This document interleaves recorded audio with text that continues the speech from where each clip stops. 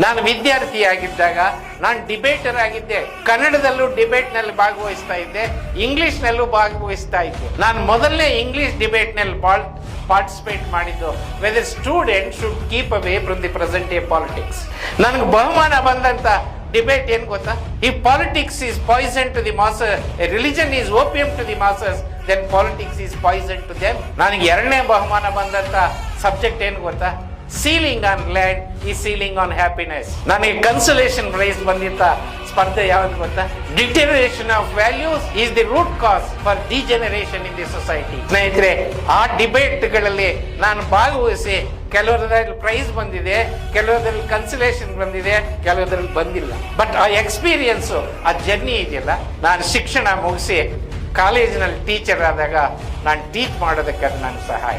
ಮುಂದೆ ನಾನು ಲಾಯರ್ ಆಗಿ ಆರ್ಗ್ಯುಮೆಂಟ್ ಮಾಡಬೇಕಾದ್ರೆ ನನಗೆ ಆ ಡಿಬೇಟ್ ಎಕ್ಸ್ಪೀರಿಯನ್ಸು ನನಗೆ ಬಹಳ ಸಹಾಯ ಆಯಿತು. ನಾನು ಜಡ್ಜ್ ಆದ ನಂತರ ನಾನು ಜಡ್ಜ್ ಕೂತು ಕೋರ್ಟಲ್ಲಿ ಕೋರ್ಟನ್ನು ಹೆಂಗ್ ಕಂಡಕ್ಟ್ ಮಾಡಬೇಕು ಅನ್ನೋದರಲ್ಲಿ ನಾನು ಎಷ್ಟು ಮಿತಿ ಮಾತಾಡಬೇಕು, ಯಾವ ಪದಗಳನ್ನು ಬಳಸಬೇಕು, ಎಷ್ಟು ಮಾತಾಡಬಾರ್ದು ಅಂತಕ್ಕಂಥ ವಿವೇಚನೆ ನನಗೆ ಬಂದಿದ್ದು ನನ್ನ ಬ್ಯಾಕ್ಗ್ರೌಂಡ್ ಡಿಬೇಟರ್.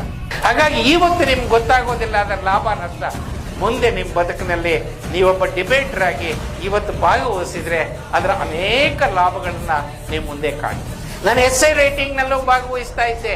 ಅದು ನನಗೆ ಲಾಯರ್ ಆದಾಗ ಒಬ್ಬ ಕ್ಲೈಂಟ್ಗೆ ನೋಟಿಸ್ ಕೊಡೋದಕ್ಕೆ ನನ್ನ ಎಸ್ಐ ರೈಟಿಂಗ್ ಸಹಾಯ ಆಯ್ತ್ರಿ. ಒಬ್ಬ ಲಾಯರ್ ಆಗಿ ಕೋರ್ಟ್ ಅಲ್ಲಿ ರಿಟ್ ಹಾಕ್ಬೇಕಾದ್ರೆ ರಿಟ್ ಹೆಂಗ್ ಡ್ರಾಫ್ಟ್ ಮಾಡ್ಬೇಕು ಅನ್ನೋದಕ್ಕೆ ನಂಗೆ ಸಹಾಯ ಆಯ್ತ್ರಿ. ಈ ಪಕ್ಕದಲ್ಲಿ ಇರ್ತಕ್ಕಂಥ ಸಿವಿಲ್ ಕೋರ್ಟ್ ನಲ್ಲಿ ಒಂದು ದಾವಾ ಬರೀಬೇಕಾದ್ರೆ, ಪ್ಲೈಂಟ್ ಬರೀಬೇಕಾದ್ರೆ ನನ್ನ ಎಸ್ಐ ರೈಟಿಂಗ್ ಕಾಂಪಿಟೇಷನ್ ನನಗೆ ಸಹಾಯ.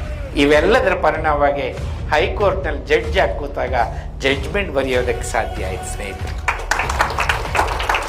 I could able to write in 9.5 years more than 40,000 judgments. ಸ್ನೇಹಿತರೆ, ನಾನು ಜಡ್ಜ್ ಆಗಿದ್ದೆ, 2 ಪುಸ್ತಕ ಬರೆದಿದ್ದೆ. ಇವತ್ತು ರಿಟೈರ್ ಆದ್ಮೇಲೆ ಒಟ್ಟು ಎಲ್ಲ ಪುಸ್ತಕಗಳು ಸೇರಿದ್ರೆ 22 ಪುಸ್ತಕ ನಾನು ಬರೆದಿದ್ದೀನಿ. 4 ಪುಸ್ತಕಗಳು ಪೈಪ್ಲೈನ್ ನಲ್ಲಿವೆ. ಯಾಕೋ ರಾಜಶೇಖರ್ ಮೂರ್ತಿ ಡಿಲೇ ಮಾಡ್ತಾ ಇದ್ದಾರೆ. ಇಷ್ಟೆಲ್ಲ ಸಾಧ್ಯ ಆಗಿದ್ದೆ ಸ್ನೇಹಿತರೆ because of my early attempt in participating in essay writing competition. ಇದು ನಿಮಗೂ ಸಹಾಯ ಆಗುತ್ತೆ ಅಂತಕ್ಕಂಥ ವಿಶ್ವಾಸ ನನಗಿದೆ.